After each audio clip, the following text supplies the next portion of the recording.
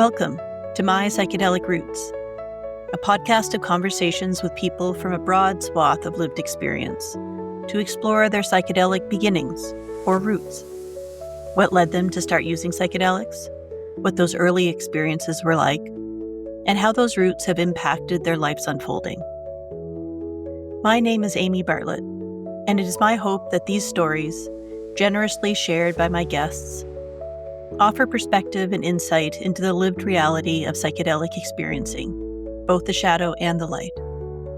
So whoever, wherever, or whenever you are, and whether you're well-traveled in this realm or just beginning to explore, welcome. I'm glad you're here. In today's episode, I sit down with Tahlia Harris, a lovely human being based in Portland, Oregon, who works as a therapist, researcher, and bioethicist by day, and by night can be found luxuriating in her disco-loving, cheese-mongering, and pet enthusiast alter ego. Tahlia comes from an ethnically, culturally, spiritually, and racially mixed background, and is a proud first-generation graduate student. Her work in healthcare and healing began in 2006 as a licensed massage therapist, and this foundation has kept her dedicated to incorporating somatic awareness into her work as a licensed marriage and family therapist today. In addition to her therapist certification, Tahlia recently completed an additional master's degree in bioethics and science policy at Duke University, and is currently continuing her research as a PhD candidate in experimental psychology and psychedelic therapies at University of Ottawa. As we will hear in this conversation together, Tahlia's interest in psychology and ethics stems from her own personal experiences navigating complex relationships and systems, healing from past abuse, and as she says, continually learning what it is to be human. I feel lucky to know Tahlia, both as a colleague, as a friend, and as a human. And so I was really inspired by Tahlia's glorious humanness. In our chat, she opens up about the many human moments in her childhood and throughout her life that inspired her to eventually move into that first psychedelic experience. And I also found myself celebrating how much of a human Tahlia really is, appreciating the many ways she seeks integrity and authenticity in her relationships and in herself, how much self-compassion she has cultivated in her life, and how much her own trust and wisdom guide so much of how she has learned to move through the world. And so, let's hear more about Tahlia's psychedelic roots.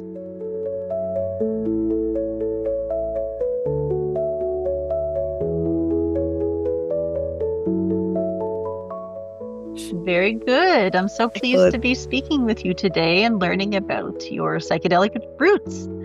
I was wondering if you would like to introduce yourself. What do you feel would be important for people to know about you as we move into the conversation together? Sure.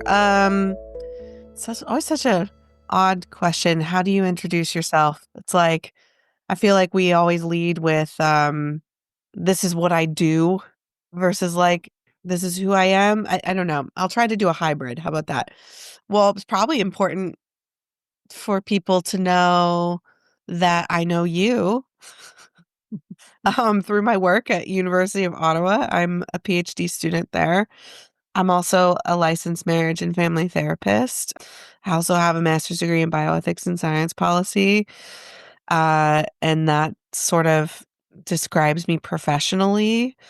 I think personally, those things are tied together because I am a person that is very passionate about helping people.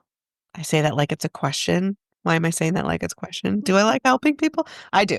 I love helping people. That is the truth.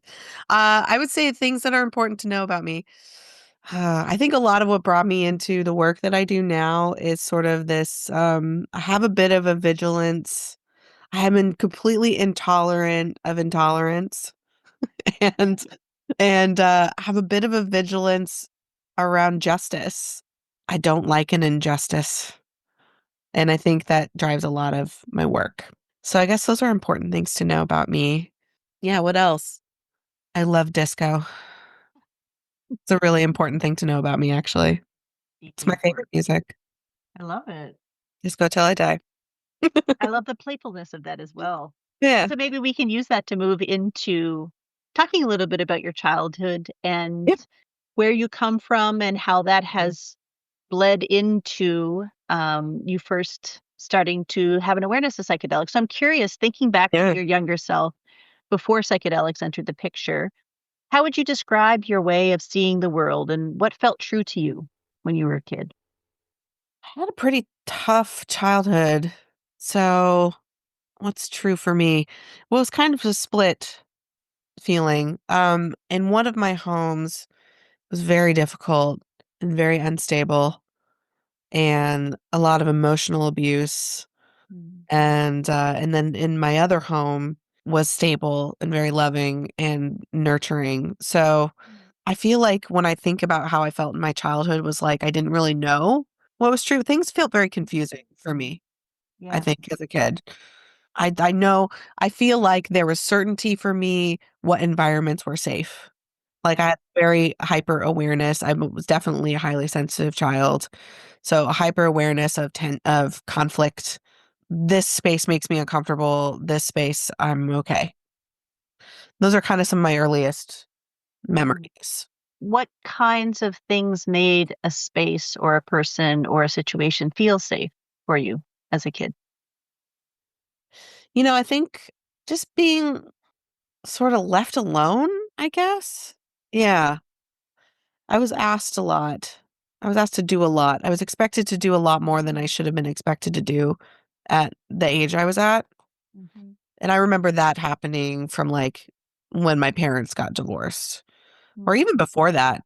mhm, So I was 6 when my parents divorced, but I just remember there being, like, and this came particularly from my mother, this expectation that I was this thing that made someone else's life important or meaningful, and I was to behave a certain way or, perform being a daughter a certain way, or I was in trouble. So I think in my other home with my dad, I was not expected to perform a certain way. So I think that's really yeah, actually, this is really helpful, now that I think about it, because I really have this big aversion to anything performative. yeah. I hate that word, like, be authentic, my whole authenticity or inauthenticity or whatever.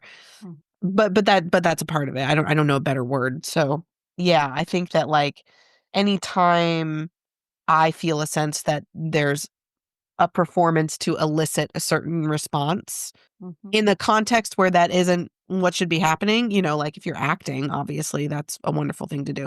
But in the context of like, being a child and your parent performing a certain way or behaving a certain way towards you to get something out of you because of their issue. mm, Anytime I feel that even a little bit, I'm like, nope. yeah. Yeah, bye-bye. So, yeah, I think, like, when I feel a performative energy, I don't feel safe. I'm Yeah. sorry that you had to perform so much as a kid. Thank you. It's a Yeah, tough context in which to try to meet expectations of adults. totally. A lot to unlearn. Yes. Mm. Did you have or do you have memories of moments of joy or awe or being taken care of or being yourself as a child? Yeah, yeah, definitely. I think that's why, um, I've been able to grow into a somewhat healthy adult. I mean, I've definitely been on my own journey as a person living with post-traumatic stress disorder, but yeah, there were definitely moments of joy when I was a kid. I have always loved animals. Like anytime I had an interaction with a dog or a cat or a fish or a bird or like anything like that, those are my experiences where, I remember having the most joy is always in my non-human life Mhm. relationships. My pets are so important to me. I love that because yeah, Yeah. animals, yeah, there's no judgment. There's no Yeah. expectation. There's Yeah. just a lot of Yeah. love. Yeah. I got my first cat when I was 6 years old, Jojo, Mm. and then I got my second cat when I was 7, Marty. What a weirdo. I named my cats Jojo and Marty, but, They were awesome, and my entire universe, I just at any time I'm still that way. I see a Mm. dog and I'm like, oh, what a good boy. It's like I just have a lot of cute aggression. That's that's a good thing. I just babysat a friend of mine's cat, and oh gosh, he's so adorable. He does this little head tilt, and I just like, oh, I'll squeeze you and eat you. And yeah, that's how I feel when I Mm, basically see anything cute and fluffy. So love that. I feel like that was a lot of my memories growing up, like involve where was probably happiest involve some sort of animal or just being outside. I grew up in the Pacific Northwest and it's beautiful here. And Mhm. I think I didn't realize how beautiful it was here until I left. And I just sort of thought everywhere had this big, expansive nature, like an hour away, because the mountain's an hour away and the beach is an hour and a half, 2 hours. And Mhm. I just kind of thought that's how it was everywhere. And then part of my high school I spent in Hawaii, which is also big, expansive nature. And so I kind of just had this like unrealistic expectation that everywhere was just as beautiful as it is here. And it's not. I mean, there's a lot of beautiful places in the world and for different reasons, but it really is Mhm. kind of exceptional out here. So Mhm. I yeah, love yeah, that. I had a lot of joy when I was a kid, even though I had a lot of really, really difficult stuff. And I wonder, what kind of relationship did you or your family have with spirituality or religion? Was that ever a part of your life growing up? Yeah, my dad's side of the family are Jewish, Mhm. and my mother kind of would adopt whatever her male partner was at the time. Um, and, my mom, when I was born, was Jewish, and then she, after my parents split, got together with my now stepdad, who was Irish Catholic. Mm. So, very different. I was a Hebrew school dropout. My dad Mm. tried, I think I asked a lot of questions, and I would say, like, my Jewish side of the family is very, progressive. Mhm. It was I grew up going to a reform temple. And one thing that I love about that part of spirituality growing up is that even though I was a Hebrew school dropout, I was never turned away from going to synagogue or, Mm. I was always welcome when I wanted to participate. One thing I really love about that faith is that a lot of it is about questioning. Yes. Yeah, or at least in the way it's expressed in my family. I would say I'm extremely agnostic. I'm very like, well, I don't know and you don't really either, Mhm. sort of a person. And I think that that is because of that relationship to the Jewish side of my family. I never really felt comfortable in the Irish Catholic church. Mhm. My mom made me go. I remember a few times in high school, my mom made me go and, like, made me take communion once, and I was like, "This does not feel right.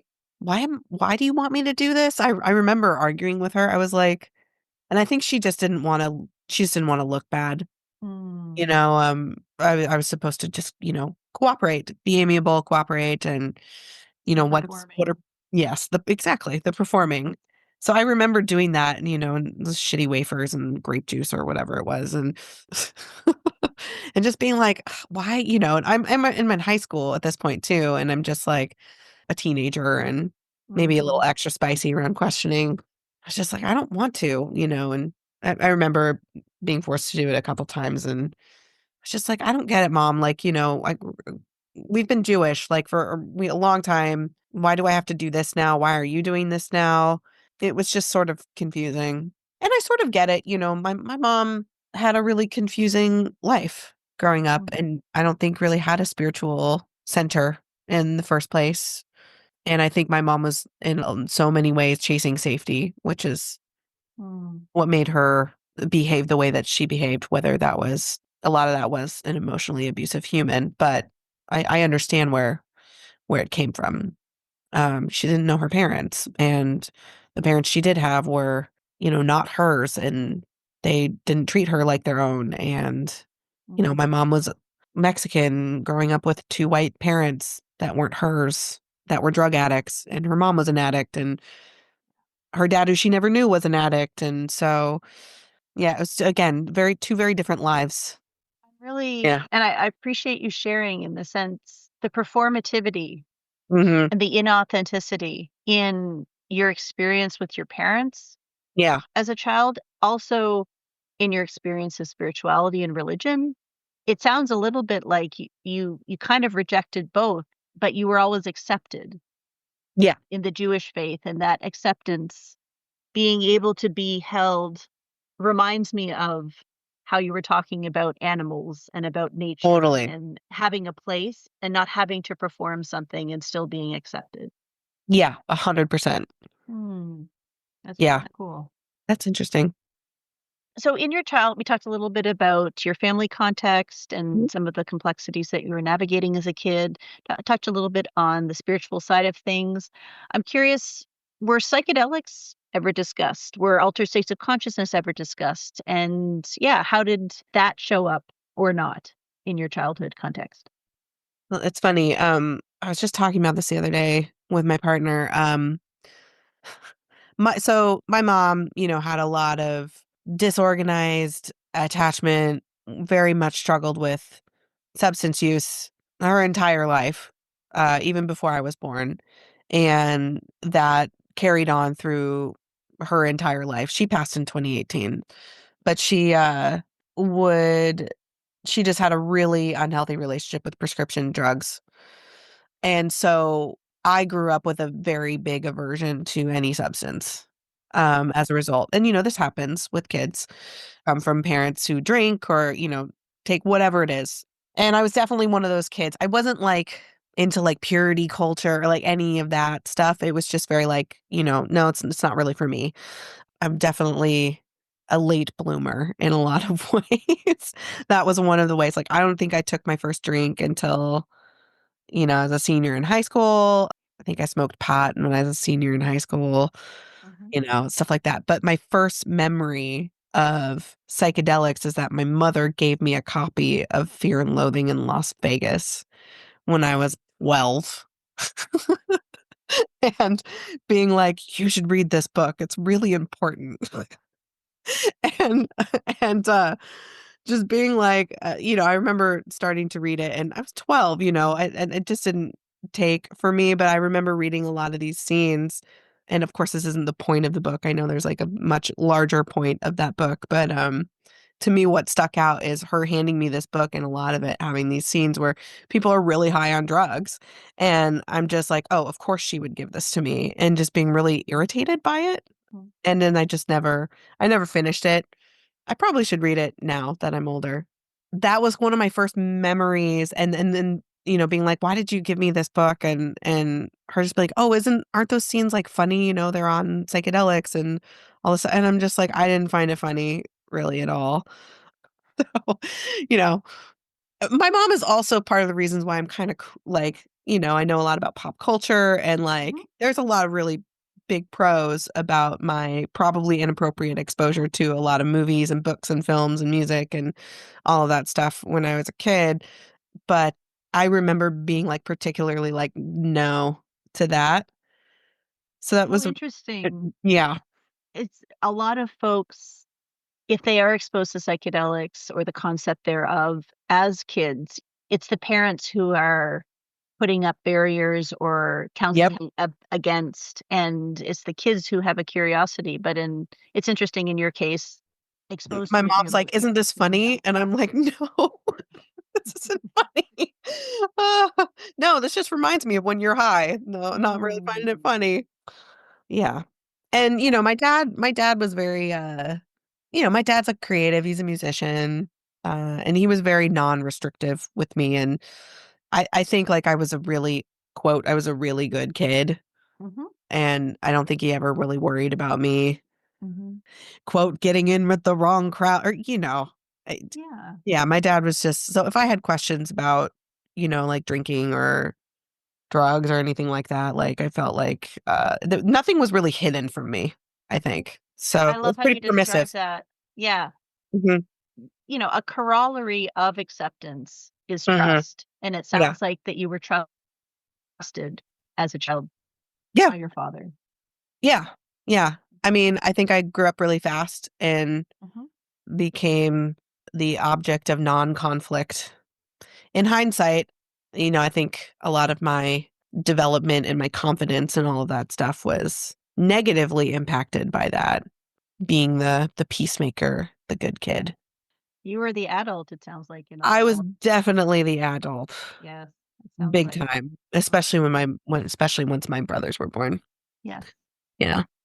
And so thinking about, again, that complexity, having to take on different roles, having to grow up and be the adult in a lot of different ways as a child, and thinking about, your early exposure to the concept of psychedelics and having an aversion to that. I'm curious what moved you down the path towards starting to think about wanting to explore psychedelics? Was there a particular moment or conversation or experience that made you start to consider the possibility of trying them? Yeah. Gosh. I mean, a lot happened in my life in 2015. This is pre Michael Pollan How to Change Your Mind Right. life. I went through a very difficult, very painful time leaving a relationship that was also turned out to be pretty emotionally abusive and did not leave on good terms. It was very traumatic. I was sort of a shell of a human being at that point and 35 years old. And not to mention, the trauma of all of that, but my mom, I had kind of these 5 glorious years in my early 20s where Mhm. I wasn't responsible for my mom or my brothers, and I was able to kind of explore and be a person and, Yeah. get to know myself. During that time, I had entered a relationship with this person who I was leaving at that point in 2015, and, I feel like and sorry, this is all coming around to, like, I had also become my mom's primary caretaker after those sort of 5 glorious years. There was another kinda 3, and she got dropped on me, I wanna say in, like, 2008, Mhm. not sober, and in Portland, and at that point, I became responsible for her. So, between 2008 and 2015, really struggling to support her financially, asking my dad, my stepdad for help. They were no longer together at that point. There was a lot going on in that 10-year period. Yeah. Yeah, I just was like a shell. And I haven't talked about this in a while. It's making me a little bit emotional. Are you okay to continue? Oh yeah, yeah, for sure. Yeah. Tears just come when they come. Yeah. Yeah, I've just learned to not dislike them anymore, which is really good. Good. They're welcome. So that time happens and everything was changing. Figuring out my mom was changing, my marriage ended, my job was no longer something I wanted. And I had really good friends, fortunately, that really helped me through. And one of those friends, who's still one of my dearest friends today, was like, and I went through this period where I just couldn't sleep. I didn't sleep for like 6 months or something. And he was like, he gave me some edibles to try, just to get some, because I just was not Mhm. sleeping. I was having all these flashbacks and images of various things, which I won't go into, and because of the circumstances, and, all of that helped, but he was like, I really think you should take mushrooms."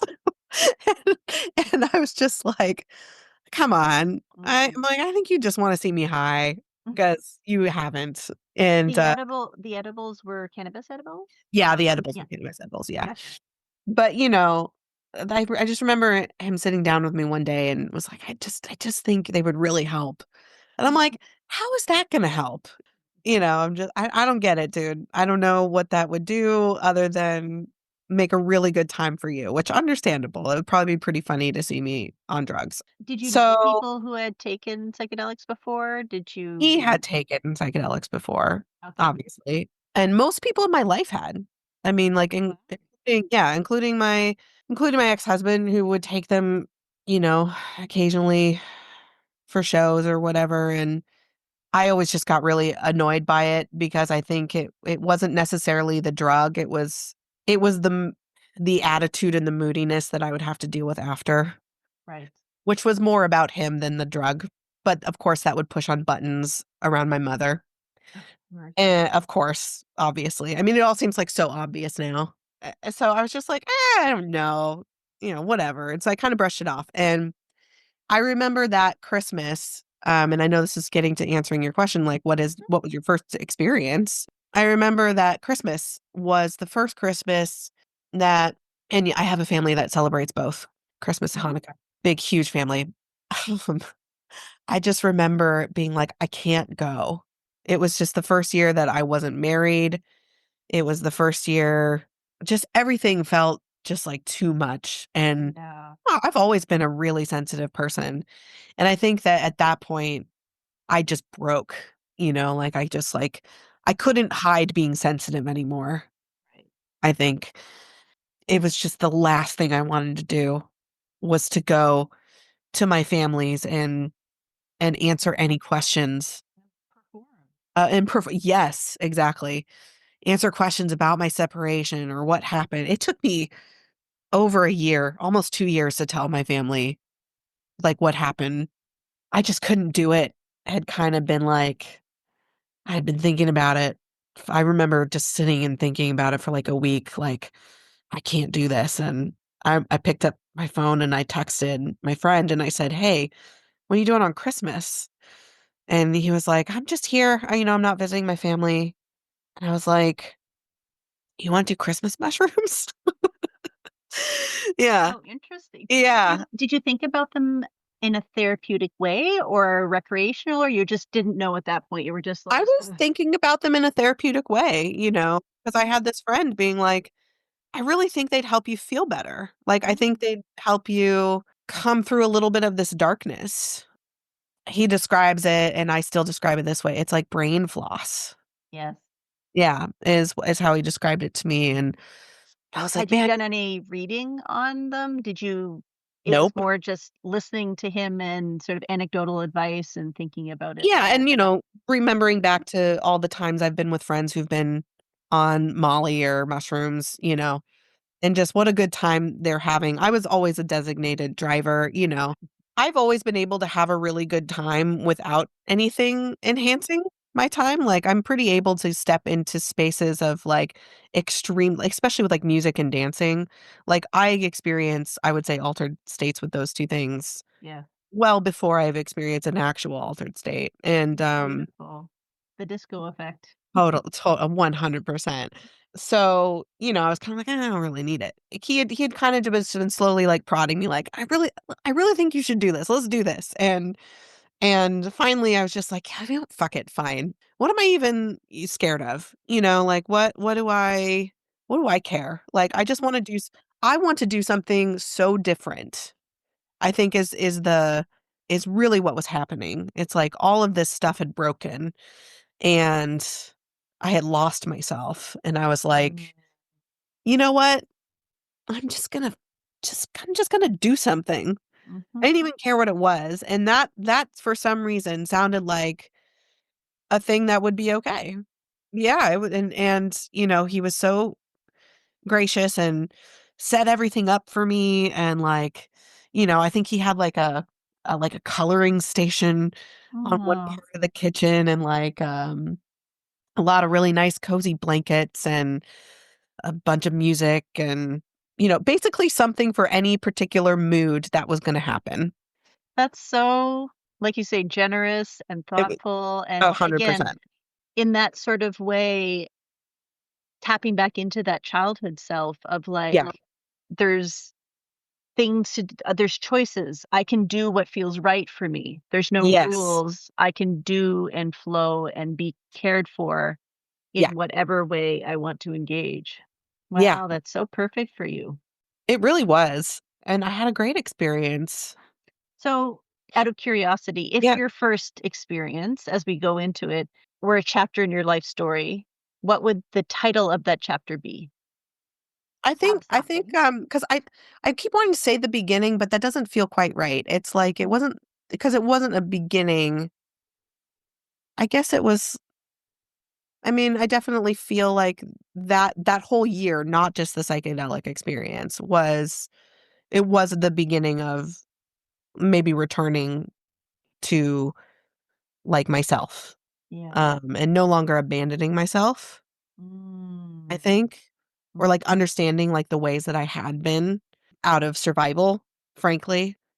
Yeah, so I think a lot of it was about that. That's really so beautiful, coming home Yeah. to yourself. Yeah.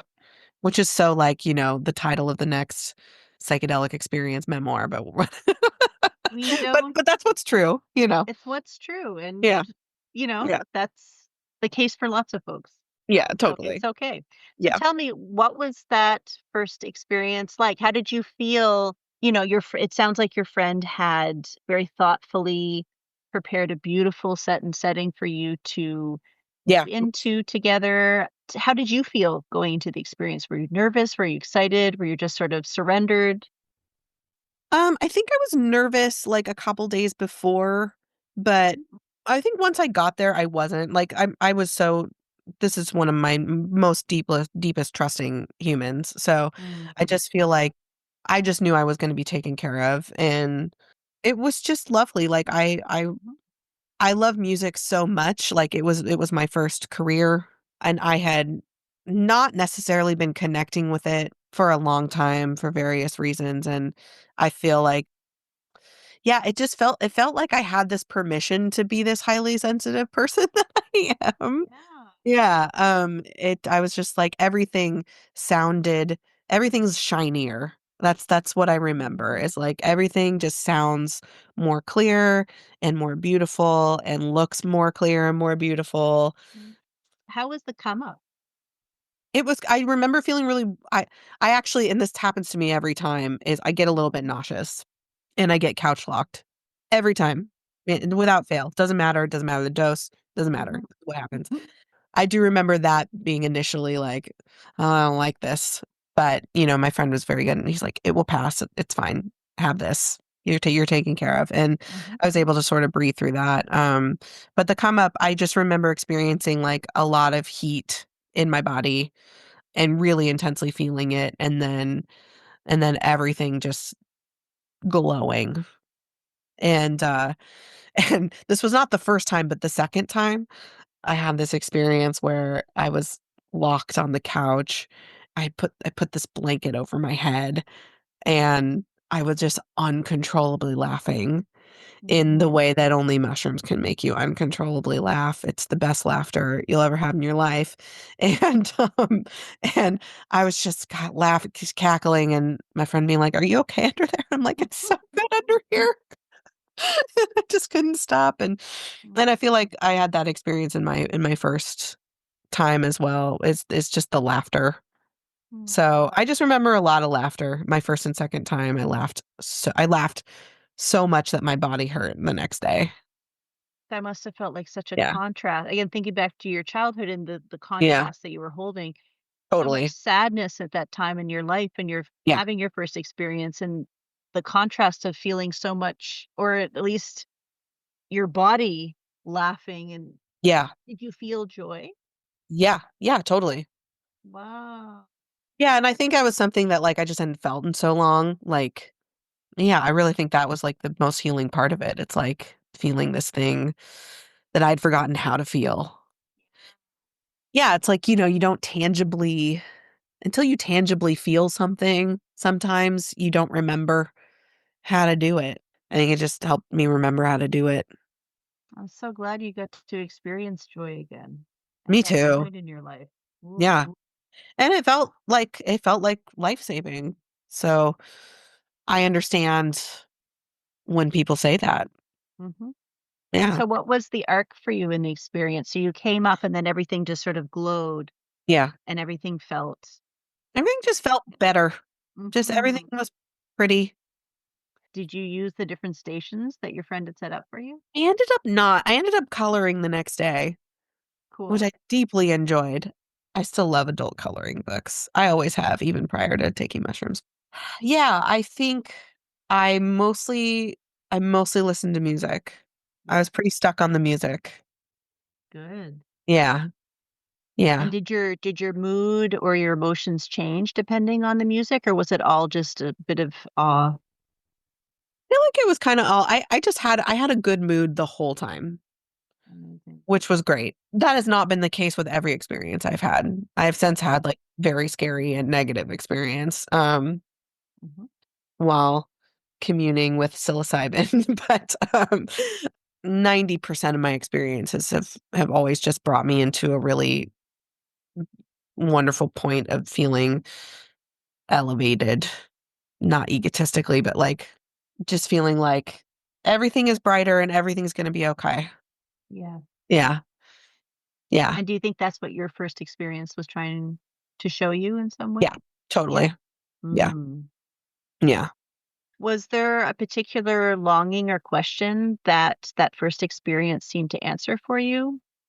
Or was it mostly that I don't relief or think that so. God, it was remembering? such a like spur of the I mean, it really was like from start, like a week between like, hey, let's do Christmas mushrooms to like, we're doing Christmas mushrooms.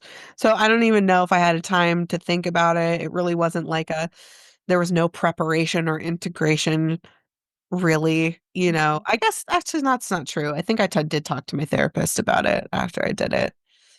Yeah, but there wasn't anything like, there wasn't a question that I was asking. I think I just wanted to do something that I hadn't done before and I needed to. And there it was. I think that's amazing, Talia. Yeah. I mean, on that note, looking back, we talk about being called Yeah. artistically, spiritually, and that often becomes a conversation sometimes in the Mhm. psychedelic space as a calling. Do you feel that psychedelics called you? I don't know if it's psychedelic specifically.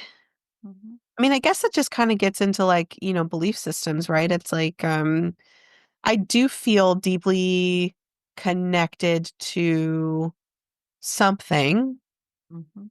Don't really know what that thing is. I would say I'm like very internally woo, but I'm not a very externally woo person. I get it. I'm definitely all about the oneness in the universe, but I'm just, I don't know. I'm not that person like in the stereotypical personality sense.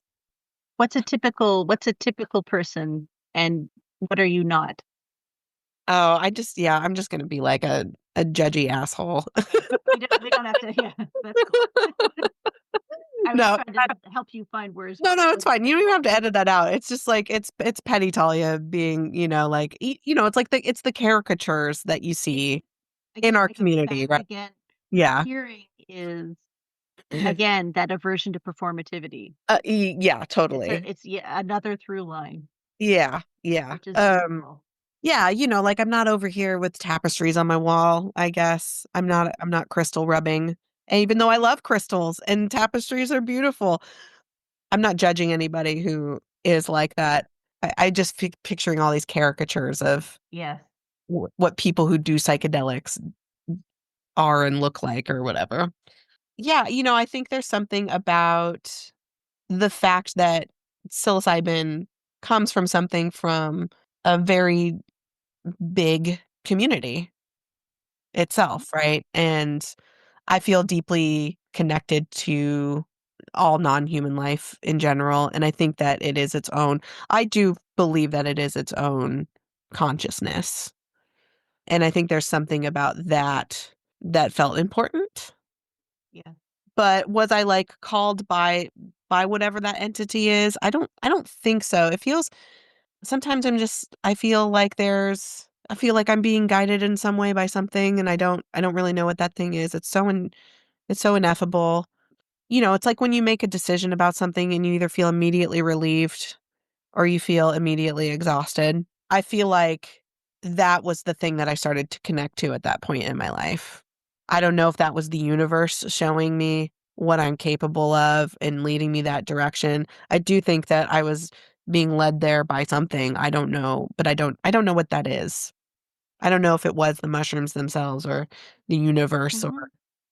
just my own, I don't know, my own brain at that time, which was a little bit all over the place. Who knows? Again, there's my agnostic. I don't know.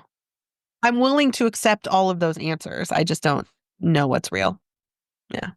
And who does? Yeah. But it Exactly. happened. Yeah, exactly how it happened. exactly how it happened. And I don't know if it was that moment specifically, but I think that year pushed me towards where I am now, for sure. I had to do something. I had to get back to myself. Yes. Yeah. And do you feel like you are more connected to yourself now? Oh, 100%. I am Yeah. like completely different human And than I was 10 years ago. what is your relationship to psychedelics today? I still do them sometimes. It's been a while. Yeah. I feel like I'm due actually. I have since done them in a therapeutic way Hmm. with guidance. Hmm. And then I've also done them recreationally. So I still have a relationship. I would say my primary relationship is with psilocybin though. That's beautiful. Yeah. Yeah. I If haven't there's really one felt drawn towards more than that. And I've had experience with MDMA, but part of coming into yourself and being of yourself is also knowing what you do and don't want yeah. and doesn't feel resonant and that you don't have to do anything you don't want to do. Yeah, exactly. I mean, I feel like it will be clear if that seems like something fun or interesting or helpful. Yes, If I feel a moment where I need to, I'm open to it. I just haven't. I'm kind of like if it's not broke, don't fix it exactly. with myself. So I know this relationship really well with psilocybin, and Hmm. I feel really comfortable with it. Probably a lot of that is also my trauma background too, and Hmm. I know things that are safe, and I'm going to stay with the things that are safe until I feel safe to be in unsafety, The which upbringing. sometimes I do feel that. Like, okay, I'm going to put myself in a tough situation here for some growth, but I haven't felt the need to do that in a while. Good. Yeah, Well, it sounds like your first experiences and the year that followed really set you up to be able to make those decisions, to be able 100%. to trust that you know what you want to need and to know how to and where to put your foot Mhm. as you're moving forwards, Mhm. whether with psychedelics or otherwise. You don't need them, but Yeah. you can make decisions about what role they may or may not play in your life. Yeah. And honestly, sometimes you just need a boost Mhm. to push yourself in a certain direction. And sometimes psychedelics can do that. Sometimes it's other things. If I need to change, if I'm feeling blocked in some way, Mhm. I mean, man, it's really helpful. If you had one final piece of advice that you would give to someone who might be in a tough situation or might be thinking about how psychedelics may or may not be supportive or helpful to them in navigating that situation, what's a piece of advice you might give someone? I think the biggest piece of advice I would give for anybody is just recognizing where you are resource wise. I was very fortunate at that period of time to be financially stable, to be in community with a lot of people who were really taking care of me and making sure that I was not just surviving. I had a lot of support, and that is not always the case. I was fortunate enough to be able to take time off of work, in order to rest after doing it. Like I think it's like considering where you are in your life. Like, yes, you might be in a dark place, and are you in a place where you can allow yourself to rest? Do you have people that can create that space for you? What are your resources? There is a certain element of like privilege that we have to think about, I think, that I was very lucky to have. And I've just seen it happen where, I've had people as clients come in and I had this really terrible experience. I feel really unstable. Mm. Just coming in, being really destabilized. And because they were already destabilized and are in desperate need of support, they didn't have family that was understanding of that experience that they could talk to, or friends really that they could talk to. They had their therapist that they could talk to, but they also needed other people to talk to. And so making sure that you are engaging. If you're doing it in a recreational way, whatever. But if you're doing it in like a therapeutic, I think, way, somebody preparing to go do this with, someone in traditional settings where you're doing it with ceremony and ritual and all of that stuff, like you still need to be able to come out of that Yes. experience and come back home and not immediately go to work the next day. I mean, like, you can, but I don't know if I'd recommend that. It seems really hard. So I guess that would be maybe my number one thing is like, okay, how can we build safety for you before, during, and after this experience? Just consider all of the variables and think about if that's the right time to do it. And if it's not the right time to do it, that's okay. And if you do it anyway and it's not the right time to do it, that's also okay. But like, what are your resources in the event that you're not okay? Just like, even just identifying those, I think, would be my advice. Because you can't always be planned, you know. Sometimes you just have to do something. And those lines that blur between recreational and therapeutic, and yeah, Totally.